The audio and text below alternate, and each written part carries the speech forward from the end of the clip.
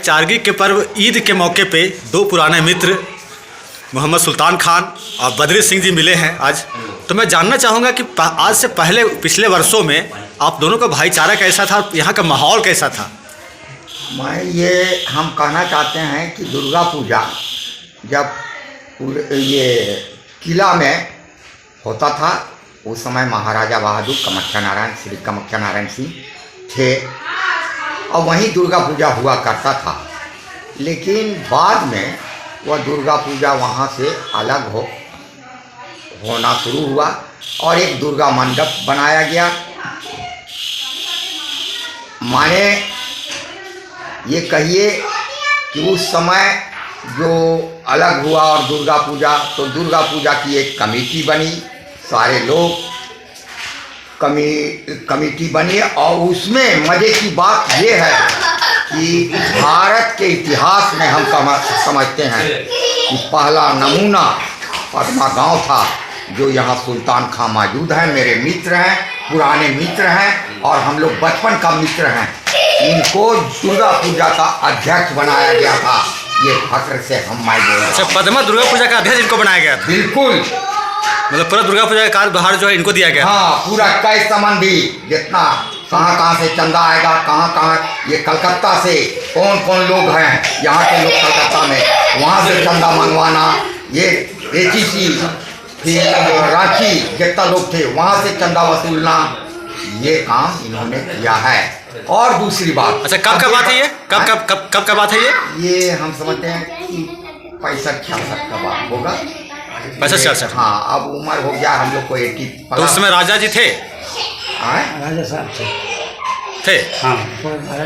हाँ। अच्छा, एक तो नमूना ये बताया, आप दूसरा आप बताइए।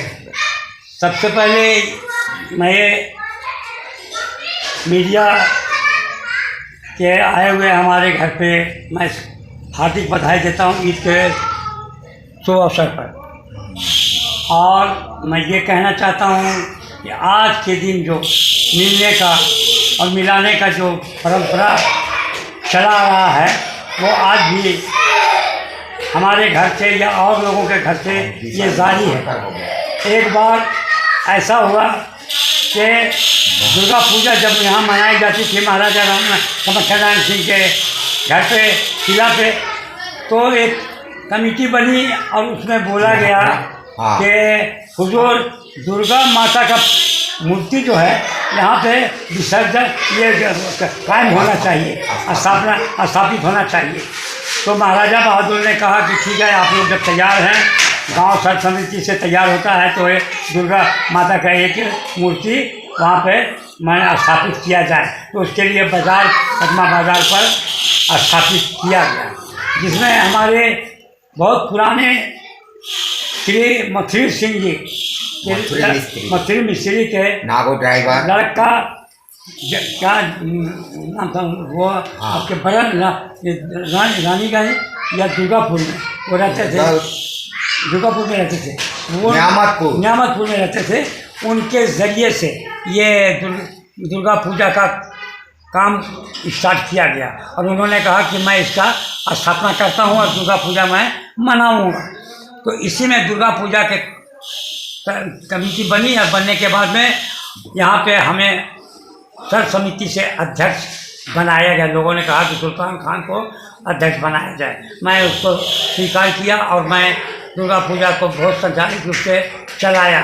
अब रह गया कि हमारे बीच आई मुहर्रम का त्यौहार, और मुहर्रम का जब त्यौहार आया तो मुहर्रम की मीटिंग बैठी, उसमें हमारे पूर्वज लोग थे, हमारे पिताजी थे, हमारे भाई थे मोहम्मद यूसुफ खान जो हमारे पदमा के अंजुमन के सदर थे।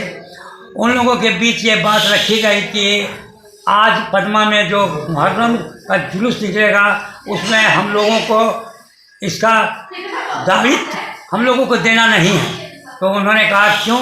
हम बोले कि इसमें बद्री सिंह बहुत सहयोग करते हैं, हम लोगों के साथ हैं। तो हम लोग एक मीटिंग बैठाए अंजुमन का और उसमें बद्री सिंह जी को बुलाया गया। और बुलाने के बाद में हम लोगों ने सर्व समिति से बद्री सिंह जी को पगड़ी बांधा और इनको मुहर्रम का अध्यक्ष बना करके इनको सुपुर्द किया। इन्होंने मुहर्रम का जुलूस निकाले, जुलूस निकला, हम लोगों ने लाठी तलवार तराजू या जिस तरीके का चीज़ था गदा वगैरह खेले। और खेलने के बाद में बद्री सिंह जी आगे आगे थे, इनको पगड़ी बांधा गया और ये आगे आगे जुलूस में रहते हुए मुहर्रम के जुलूस को चौक पर ले गए। चौक से हम लोगों ने दोनों समुदायों के लोग हिंदू मुस्लिम एकता का एक मिसाल पेश किया गया और सब लोग आए और वहाँ से हम लोगों का करबला 6 बजे करबला पहुँचे। वहाँ पे मुहर्रम का जुलूस का माने ख़त्म हुआ, समापन हुआ और बद्री भाई को वहाँ से फिर विदाई दी गई। ये हम लोगों का एक हिंदू मुस्लिम का एकता का मिसाल पेश किया गया जो आज कायम है और इसको हम लोग अभी तक निभाए हुए हैं। हम और बद्री भाई हमारे जो मित्र हैं, ये हम लोग नहीं चाहते हैं कि आपस में भाईचारगी टूटे। ये गंगा जमनी का तहजीब को बरकरार रहे और बरकरार रखना चाहते हैं। मैं इसे सबके साथ मैं अपनी वाणी को समाप्त करता हूँ। दोस्तों ये देखिए, दुर्गा पूजा के अध्यक्ष मोहम्मद सुल्तान खान और मुहर्रम के अध्यक्ष बद्री सिंह जी, ये भी एक इतिहास पद्मा का है कि यहाँ के लोग भाईचारगी कैसा था, अभी का माहौल कैसा है, उस समय का माहौल कैसा था। ये एक ब्रेक। वर्तमान आज ईद के मौके हैं, कल सरहुल है और आने वाले 8 तारीख 9 तारीख को रामनवमी है। इसलिए हम तमाम लोगों से, न्याय प्रिय लोगों से भाईचारा के लिए और एकता के लिए हम अपील करना चाहते हैं कि बहुत अच्छे ढंग से मनाया जाए और इस भाईचारे और इंसानियत को जिंदा रखा जाए, एक मिसाल बनाया जाए। यही हमारा तमाम झारखंड के लोगों से अपील है। चलिए, धन्यवाद।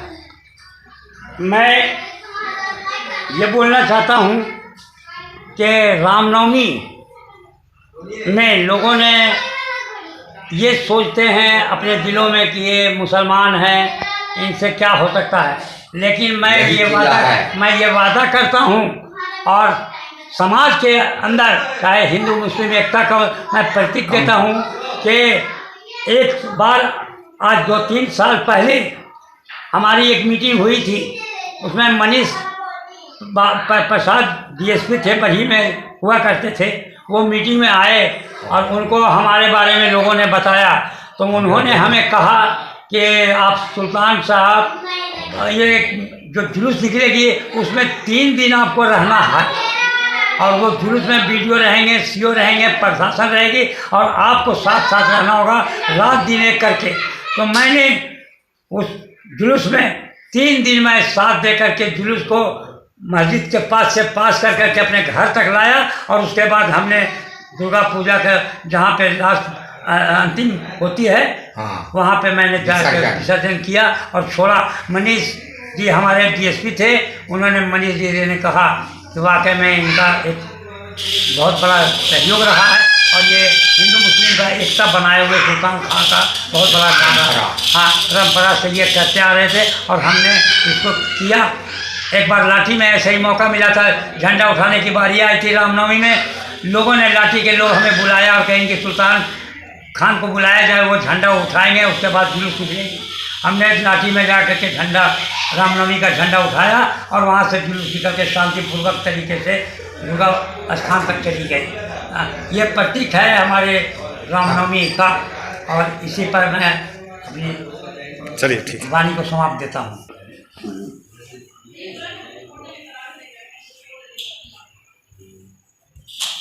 चलिए ठीक है।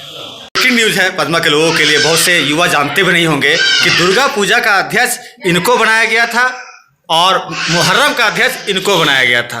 एक दोस्ती है, पुरानी दोस्ती है और मैं इसको कैमरे में कैच कर रहा हूँ और आपको भी दिखाऊंगा। आज तो इतना ही काफ़ी है, तब तक के लिए धन्यवाद।